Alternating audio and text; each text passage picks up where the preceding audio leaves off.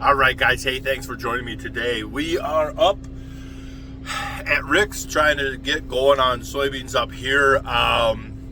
Trevor cannot be with me this year. Last year, remember, he rode with me, and he was teaching us about Dexter cattle and all his plans, and an intelligent young man for the world of agriculture for his age.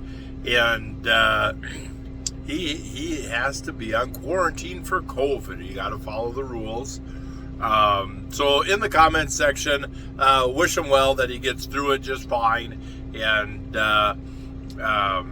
he's probably going to sew up a Let's Go Brandon flag while he's in there, because he was quite unhappy that the combine was rolling outside his bedroom window and he couldn't be in it. And so, poor little guy. There's nothing worse to a farm kid. There's nothing worse to a farm kid. I used it when the neighbors farmed some of the land we have now. When I was a little kid, I'd stand out there in kindergarten. I'd stand out there at 6 o'clock in the morning waiting for that tractor to get to that headland so I could climb in with Donnie or David and ride around and just tuck down in the corner by their seat. And so I get the disappointment when you can't do that. And so he'll be fine. Next year we'll get him in here, and maybe we'll get him going on his own YouTube channel too. He's a good kid. So I got in trouble with the wife the other night. Come home and doggone it, you come home and she's got supper going and laundry going, and just out of nowhere, I don't know where this came from, but she's like, why don't you clean up your mess on the counter from your breakfast, and go clean up your mess in the bathroom from getting dressed, and go pick up all your clothes in the basement, and pick up your dishes in the living room, blah, blah, blah. Like, I don't know what you're thinking, lady. And then she's just harping away. She's like, something? Because her name's Karen. So she says, how come I don't get to come home to a Karen? It'd be nice if I had a Karen to take care of me and do all my chores for me around the house, blah, blah, blah. As the words left my mouth, I knew this wasn't going to end well. And as she's saying that, the only, just an unthought response was, yeah, be careful what you wish for. Sometimes she can be a little bit naggy. So that's how that fight started. But yeah, so we're gonna get going here. We got a pretty good little start, and we're almost half done with this field, and we'll just pick away through the day and see where we get. Well, we've given her a good run today so far, doing about 1,300 bushel an hour, and I think we're at 17 acres today on this field, so that puts us, we've only got 40 acres done today. Got a ditch here, slow way down, let the head twist its way through, and it stays clean behind there instead of having a huge spot of uncut beans.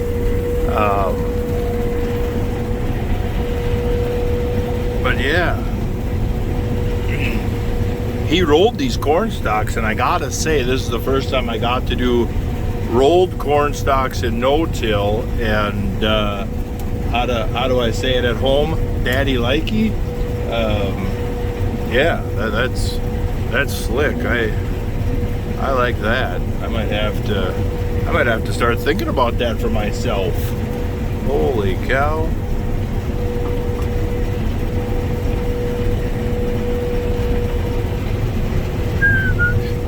Then we're going to turn around and be absolutely blinded.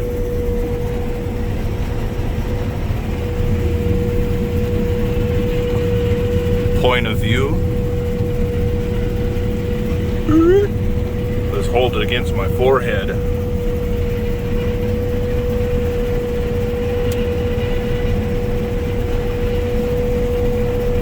The other awesome thing is, one, it's daylight savings, so we're back to having sunlight in the morning, and two, it's Christmas music season on the radio.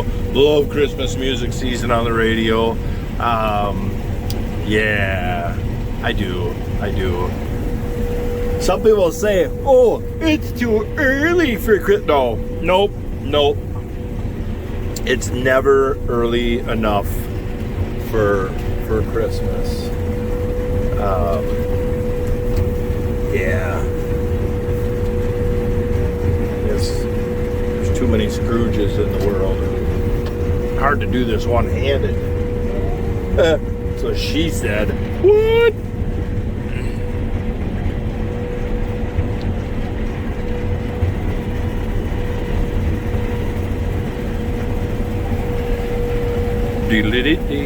All right, let's go. So there's a truck at the other end, and so there's a couple older. They work together. Steve and Randy are local guys, and they enjoy laughing at me and Rick and the other young guys in the area, floundering and fumbling and whatever. But they're good guys. They always got good advice, and so they had a truck, and they said, "Well, we're done up at our end. You guys want us to haul one load until," because Rick's hauling wagons, and they're like, "Well, if we haul one load, that'll help Rick get caught up because of moving fields. Everything takes so much time." And sure, it's kind of nice. I've got quite a few old farmers around here that always have good advice, and they're very entertaining. I appreciate the wisdom of the older guys that have already been there and done that kind of deal. There's a lot of value listening to their stories of how things used to be and that kind of stuff. And they make wonderful landlords. When you take over their land, they make wonderful landlords because they're willing to tell you.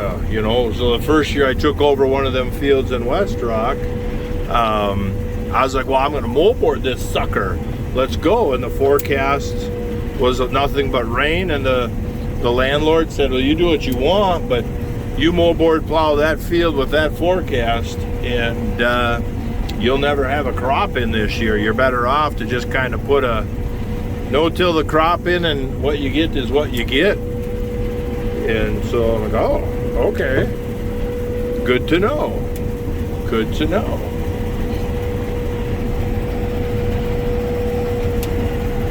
That goofy dust. Yeah. This is Rick's second year of trying no-till. So he did some no-till corn in here last year, and now he's got no-till beans. I'm such an influencer. My Lanta. The people, the letters I get every year of people trying stuff, because I always promote you need to experiment on your own farm, and like Minnesota's most influential farmer of 2021. I'd say sexiest, but I know I'm lying.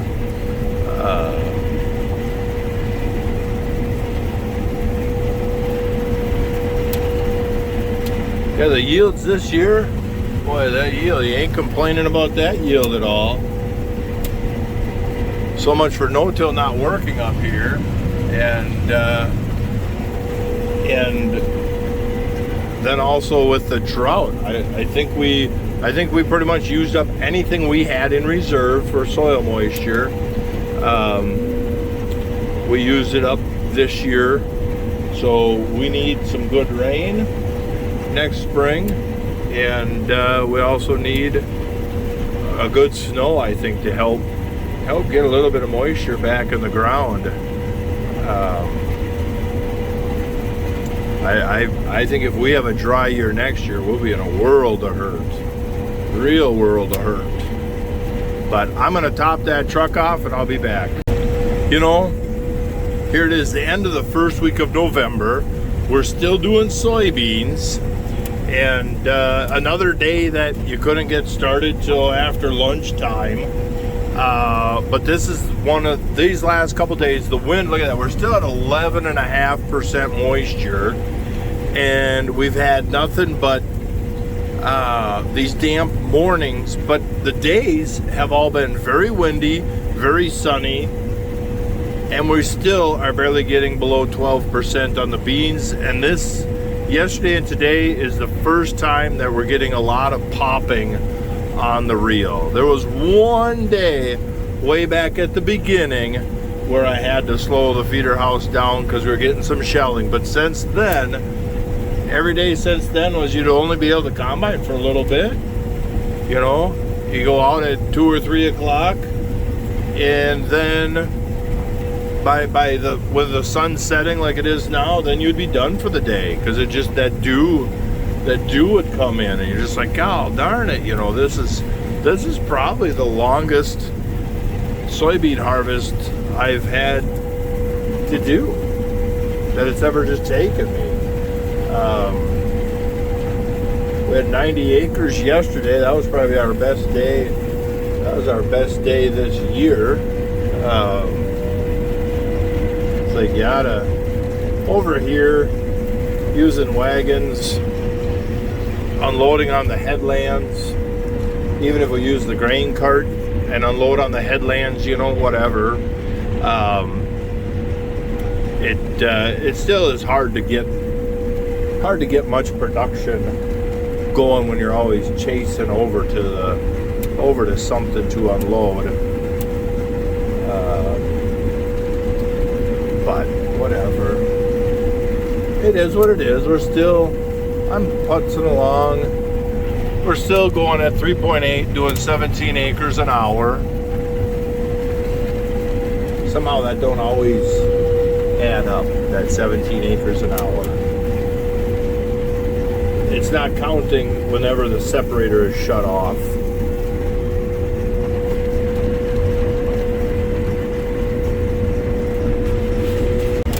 All right, last bean acres of the year. I kind of beat the head up a little more. I hit a ditch last night or the night before. We didn't get much done yesterday because it was damp and tough, so we just kind of went like 2 miles an hour and just kind of puttered along, and it was just tough going. But we actually got sunlight today, and we got snow and rain coming tomorrow, so we got to get it done no matter what. Yeah, so today it's going good. They're down to 14 and 13.8, and even with all that sun and wind, they're still hanging in there wet, and it's just like, oh my gosh, they just refuse to dry up. But I hit a ditch the other night, and you really didn't notice that was there, and then the combine, the wheels dropped down that half a foot or whatever it was, and the cutter bar hit the other bank and got slammed up, and I broke a couple brackets underneath the head and bent my brand new cutting bar, and oh my Lanta, the humanity that happened on that. Well, that it happens, you know. You got a ground engaging head. That's just part of the deal. But very pretty. Dad's just leaving with the grain cart. We're gonna move over to the neighbors and start corn, and go from there, I guess. And then hopefully, he's only got 25 acres of corn, and we'll wipe him out quick, and then we'll get back to my corn during the week, and maybe on the weekend pick up somebody else, do a little bit of, when they get hired help on the weekends, maybe we can do them guys. And look at that, 55 bushels. Boy, them are some good looking beans. Just sitting there at the 11, 1200, 1300 bushel an hour like normal. And yeah, who would have thought that November whatever, 7th, 8th, 9th, well, I don't know what day we're on, would be our best day of cutting beans of the year. Historically speaking, they should be under snow by now, but luckily they're not. And hopefully we don't have a year like this for a long time. as far as just this muggy, wet bean weather. It was a fight. Like a couple of you guys had joked, you know, geez, if a guy didn't have bad luck, he wouldn't have no luck. And you know, that's just kind of how it went this year. But oh well. I don't know. Kind of hard to see in that grain tank. But trust me, the beans are in there. You imagine if they weren't. I told the wife that rule. I said, whenever you fold the auger in on the 8820, when she learned how to drive combine, I said, whenever you fold that auger in, after you've gone a few feet, you make sure that you got corn piling up in the grain tank, and then look in the mirror on the 8820. You had the mirror right here that would shine down your chassis. And I said, you look in that mirror and make sure that you're not leaving a yellow trail. And sure enough, one time she did. She said, yeah, I was combining along. And she said that, you know, when you first started combining, you'd hear that splash of grain on the tin. And she said, I went a little ways and all of a sudden I noticed that that sound is still there. And she looks in the hopper and corn is flying in, but no corn is piling up. And she looks in the mirror and there's a yellow trail behind her the whole way. And she's like, oh, darn it. Oh, geez. That really bothered her. She don't like that kind of stuff, seeing grain on the ground. And it happens. You know, there's not a combine, there's not a guy in the world that's driven a combine for any length of time that hasn't put grain on the ground somehow. Either you forget a rock trap open, or an access panel, or your elevator doors, your clean out doors under your augers, or the unloading system. We all have put quite a bit of grain on the ground over the years. And but yeah, so I am going to bid you farewell on this video and crank my music, my Christmas music, back up, because this is Christmas in California. And 60 degrees and sunny and Christmas music. That is absolutely bonkers. Oh, look at these beans here. 62 bushel, 63 bushel. They're hitting 1,500 bushel an hour. Holy cow. Holy cow. 1,500 bushel an hour on soybeans. Holy cow. Buy that man a cup of soup and a cigar. That is getting something done right there. I'll tell you that much. I'll tell you that much. So yeah, exciting times here. You know, 1,500 bushel an hour, that's usually where I set the speed on the 8820 with 8-row corn head. Is I usually just kind of had him hovering right around that 1,500 to 1,700 bushel an hour in corn. I never thought I'd ever see them numbers of production doing soybeans. Like, are you kidding me? Holy cow, holy cow. Exciting, very exciting. Our 7700 that Karen and I started farming with, in soybeans, that was 6 rows at a time, 6-row narrow rows of beans, and so 15 feet, and you went about maybe 3, probably did 3 miles an hour at 15 feet. But yeah, and so that combine, I remember that combine, we were so excited with that thing, but I'll save that story for another day. All right, well, back on corn. We're up at Gary's, got his nice little field here, and just getting it opened up. Got 3 acres off of it so far, 3 acres. So I'll get the grain cart full tonight. We got the weather moving in tomorrow at some point, so I'll get enough in the grain cart for either his 2 wagons or my 2 wagons. So then tomorrow morning, somebody can get on the road hauling, and I'll keep combining. And yeah, that'll go pretty all right. And so, all right, well, I'll get back with you in a minute.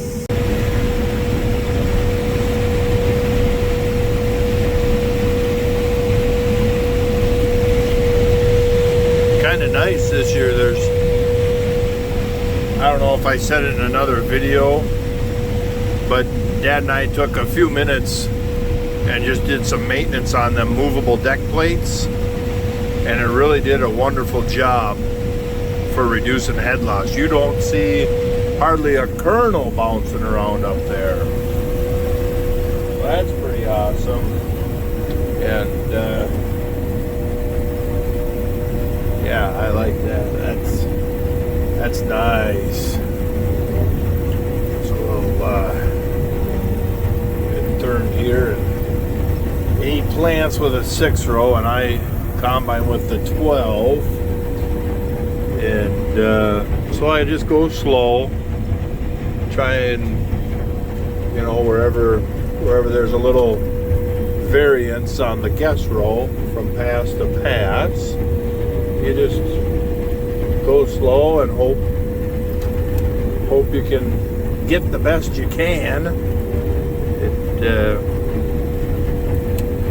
So yeah, it is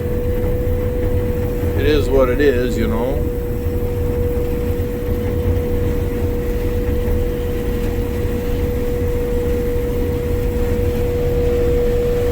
Get them leaners. We were kind of worried about stock quality this year with the drought and everything, but it actually, so far, it actually is doing really well.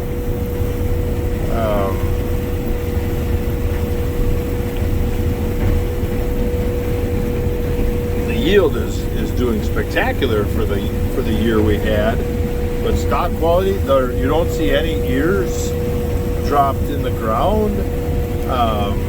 It's actually really nice corn.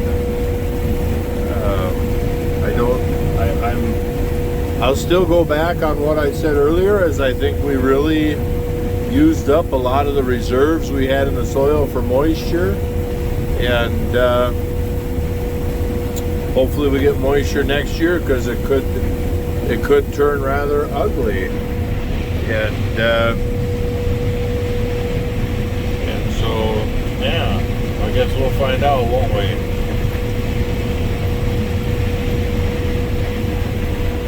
Here's the next corner.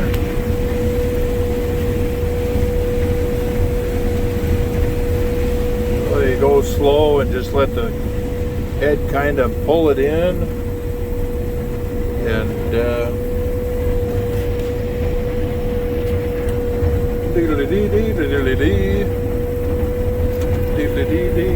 and then hope you don't back into something.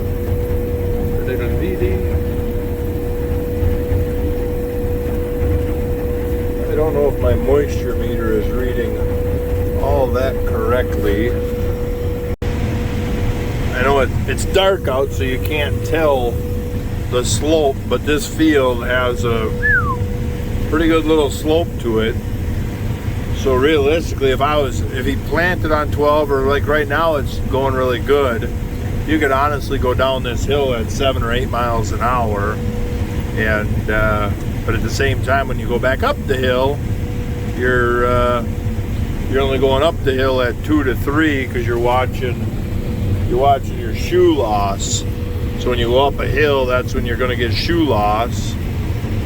There's no combine that isn't affected by gravity. How would I get 1 row off out there? Shoot a pickle. Shoot a pickle.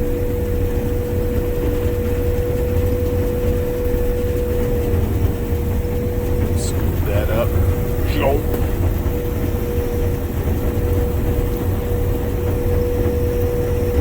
1